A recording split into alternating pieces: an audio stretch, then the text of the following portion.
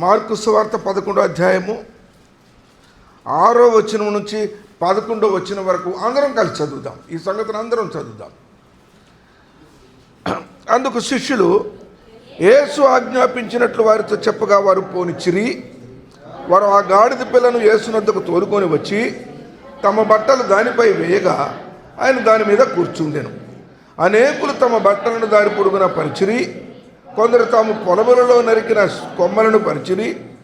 మరియు ముందు వెళ్ళుచుండిన వారును వెనక వచ్చుచుండిన వారును జయము ప్రభు పేరట వచ్చేవాడు స్తుతింపబడును గాక, వచ్చుచున్న మన తండ్రి అయిన దావీదు రాజ్యము స్తుతింపబడును గాక, సర్వోన్నతమైన స్థలములలో జయమని కేకలు వేయుచుండిరి.